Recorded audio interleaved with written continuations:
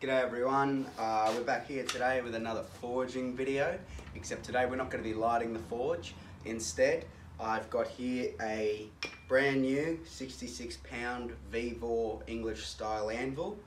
Arrived a couple of days ago and we're going to be making a stand for it today. Most people make a stand out of a tree stump or out of some heavy steel that they have laying around. I don't have any plate that I can mount this to, or steel I can use for legs, and I couldn't find a tree stump at the right height. So instead we're going to be using some sleepers that I picked up at Bunnings this morning and making an artificial looking tree stump. At the moment it's sitting on a bench which is very conveniently the perfect height. You know it's perfect height because it hangs just where my knuckles are, and so when I'm smithing or working on the anvil, that's where the hammer's going to be sitting, and so that way I don't need to be working all the way up here or bending all the way over. So let's get to it. These sleepers are 1800mm long, which is perfect because I need them to sit at 600mm high. I've got two of them, and so we're going to cut them into 600mm blocks and then glue, nail, screw and band them all together to create this kind of tree stump looking thing that I can mount the anvil on.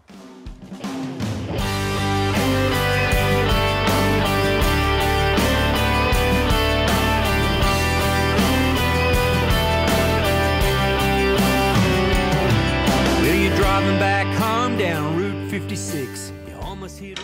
As you can see, I've got them all cut up and laid out. I've numbered them because this is where they all sit nice and flush. It's a pretty flat surface as things go. I'm happy with how things are going. While I was at Bunnings this morning, I also picked up some 150mm 14 gauge timber screws.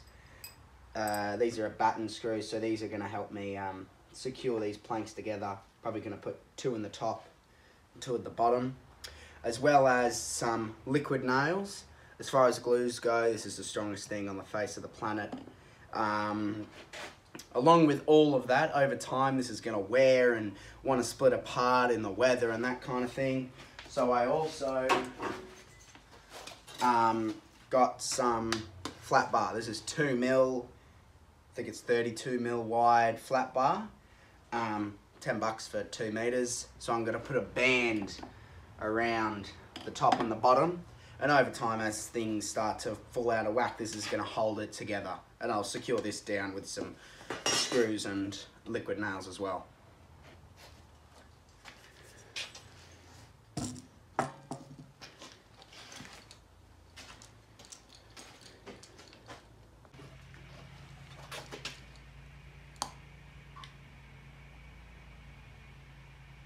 Just some zigzags.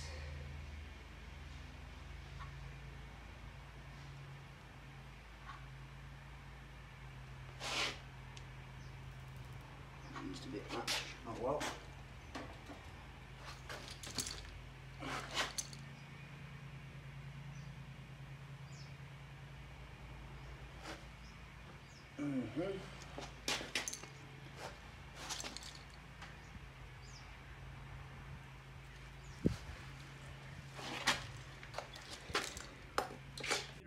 And you end up in a ditch. You can't pull forward and you can't back out. You're sitting there thinking what you gonna do now. You'd be a little nervous if a cop showed up, cause you drank a little, maybe just a little too much. Waiting on a tow truck takes... Now for the other side,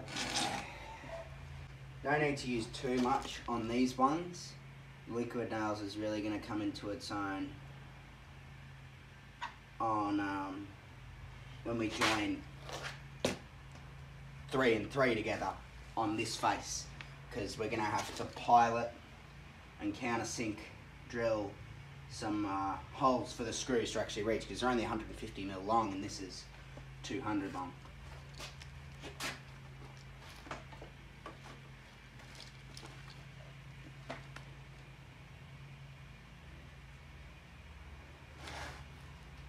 Other than holding everything nice and tight, the liquid nails also remove some of the ring when you're using an anvil, if you've ever hit an anvil, you get that when you hit it with a hammer, it has that really nice ring to it, which is really fun and makes you feel like a blacksmith for the first 5 minutes. And then after that, it becomes really annoying and you just slowly go deaf. So that's the other thing we're going to be trying to do with this. We're going to be trying to eliminate that ring by mounting the anvil and, you know, putting a lot of mass underneath it. Because the more mass, the better. Too long. It's 2 in the morning. Who you gonna call? Mates, damn good mates. Half an hour later, they're pulling you out. You know the ones I'm talking about. Mates. Righto, guys. I got the whole thing all glued up and screwed. I had to countersink some holes to get the screws all the way through. Drill kept dying on me, so it was quite the battle, but got it all done. Now to secure this anvil, I'm going to use a combination of liquid nails on the base, that or a silicone you can use, or a 2-part epoxy that'll help take out the ringing of the anvil, really ground it and insulate the base, as well as some brackets that I will secure down like this. 2 screws here and 1 screw there. Additionally, some people like to wrap chains over it to remove the ringing further and, you know, put in spikes in. And I'll probably do that a bit further down the road as I find it gets looser, because you want to be able to pick it up and the whole thing and walk it around very easily.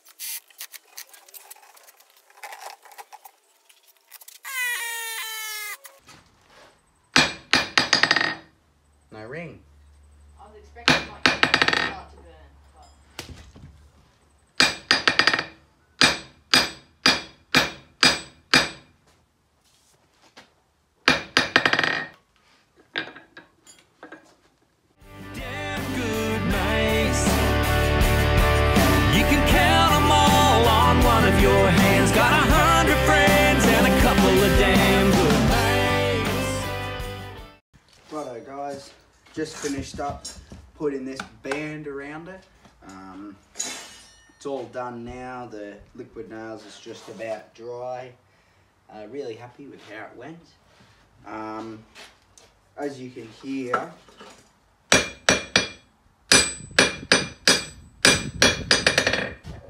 no ring whatsoever when it comes to hitting over the face. There's still a little bit out to the side, but other than that, really happy with how things are. I know I said this is a video where we won't be lighting the forge, but I cannot wait, and I think it's only fair that we give this new anvil a go.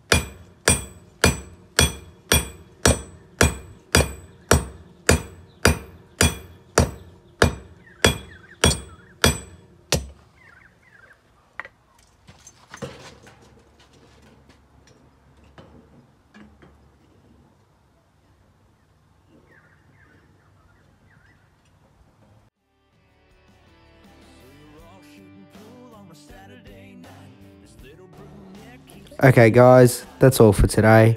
I'm really happy with how the anvil stand turned out, as well as the anvil. I am looking forward to making more projects and videos using this setup, and I'll leave a link below in the description to where you can get the anvil. Make your